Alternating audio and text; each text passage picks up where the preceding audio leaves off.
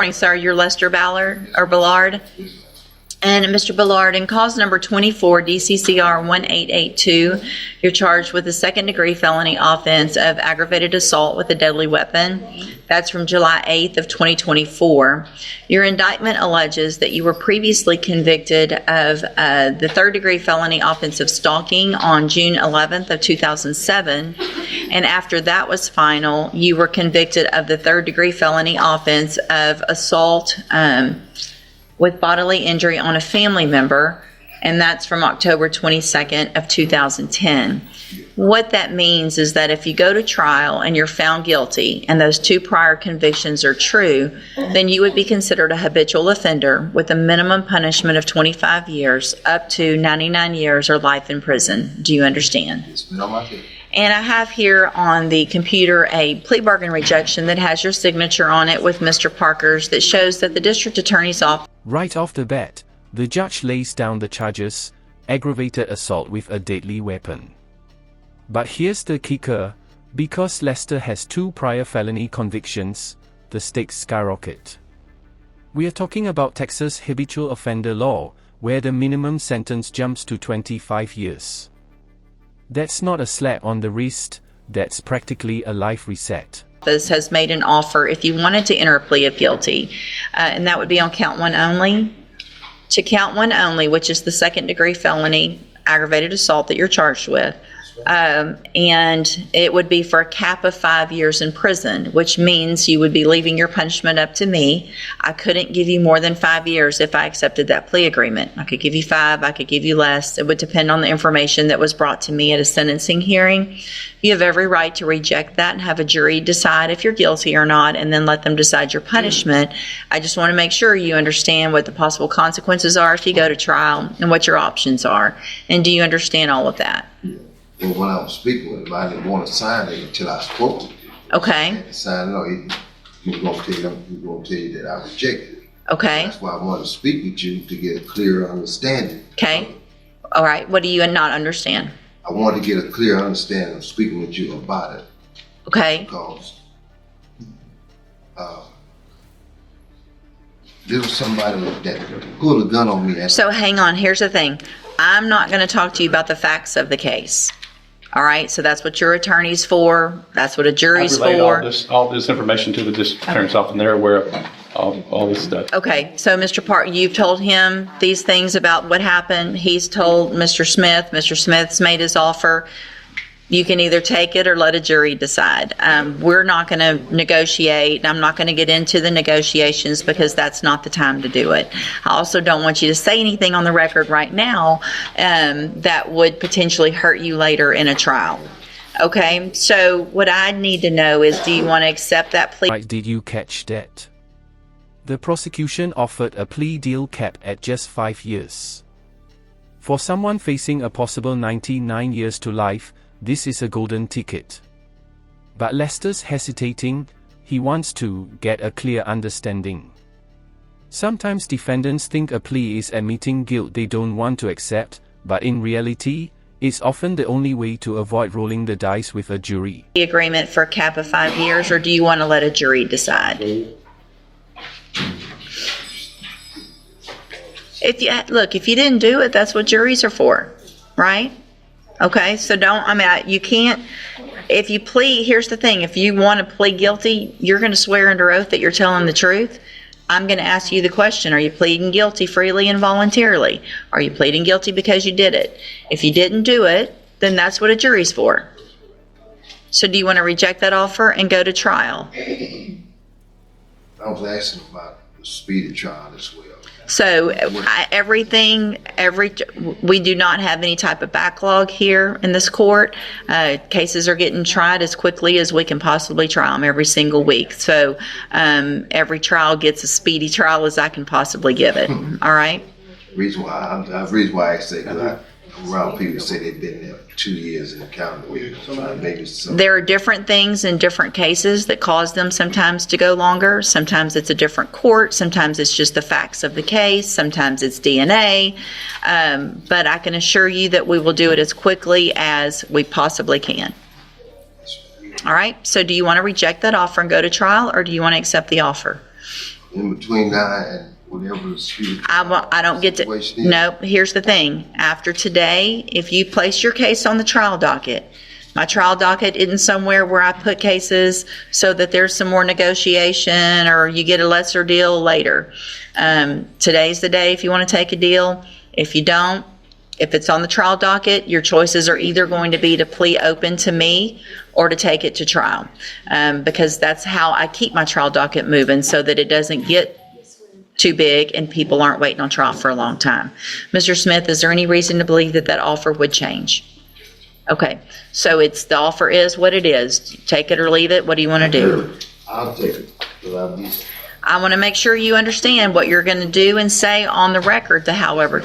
Yes. Okay. There's no, so I might as well take it. No, there's no might as well take it. Either you did it and you're guilty of it, or you let a jury decide. You're not going to stand in front of me and say, I didn't do it, but I'm just going to take a deal. It doesn't work that way. I can't allow you to do that. Go talk to your attorney about it and y'all let me know what you want to do. I'll hold it for now. Good morning.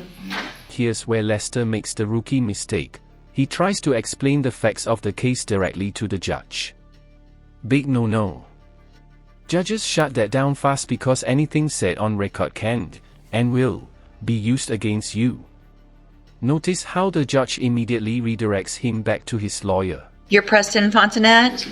And Mr. Fontinet, you were previously in court and entered a plea of guilty to unlawfully possessing a firearm by a felon. I've received the pre-sentence report. Has everyone had an opportunity to review that report? Yes, Your Honor, I have. Yes, Your Honor. Are there any additions or corrections? Not from the state, Your Honor. No. Okay, so Mr. Fontinet, in this pre-sentence report, you stated, I didn't really commit a crime at all. I didn't do anything at all.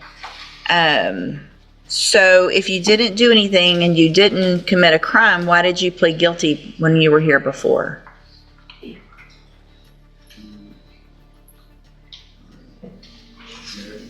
Feel like any other choice. Okay, so are you saying that you did not reach into your waistband, pull out? Right, oof. The judge isn't having it. Might as well doesn't fly in court. You can't plead guilty just to make things easier, you've got to own it. This is called an Alford plea situation, but Texas courts rarely accept that. It's either you did it and admit it, or you fight it at trial. A black object, drop it on the ground, and then kick it underneath the car, and it turned out to be a black Glock 43X 9mm. You didn't do that? Okay, then I'll reject this and we'll get your case set for trial. I will not accept any plea agreements. You'll go to trial or your plea open to me. You can go back with the bailiff.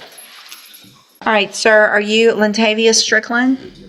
And Mr. Strickland, you were previously in court, entered pleas of guilty to evading arrest or detention with the use of a motor vehicle, as well as unauthorized use of a motor vehicle.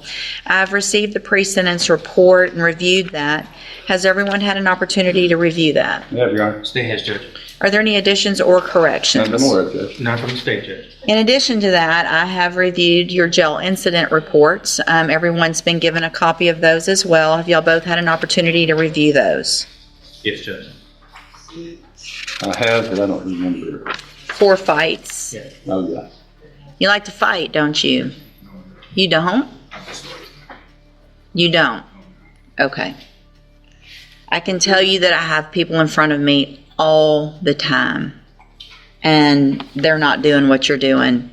Constantly fighting. Oh, curveball.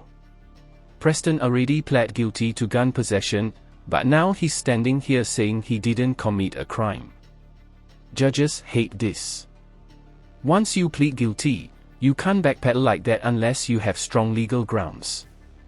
This is basically courtroom whiplash. Fighting.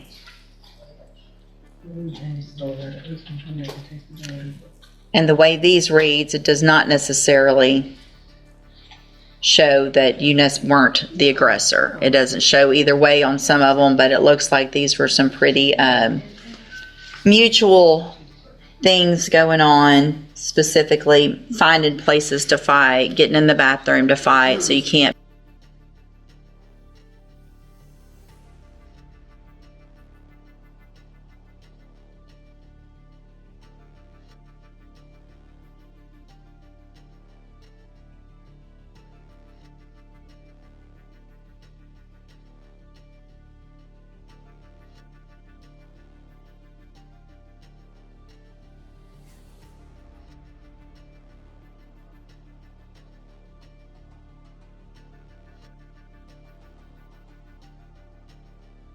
By 19 years old and already stacking up 5 reports in jail.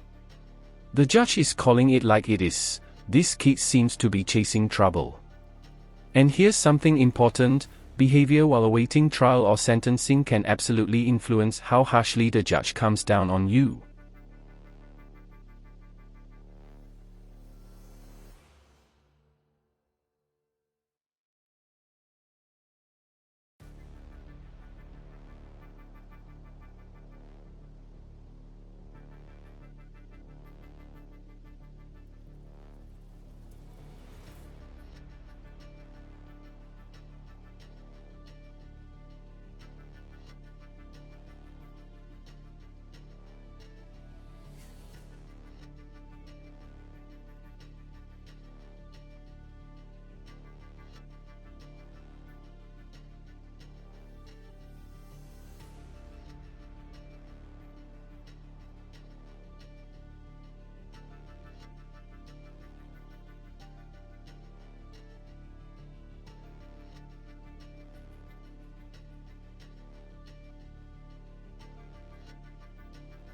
Backhand index pointing right. This is a fascinating turn.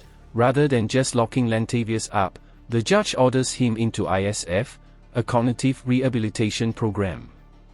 Translation: therapy, disciplined, and reprogramming decision-making. It's a second chance, but with a warning.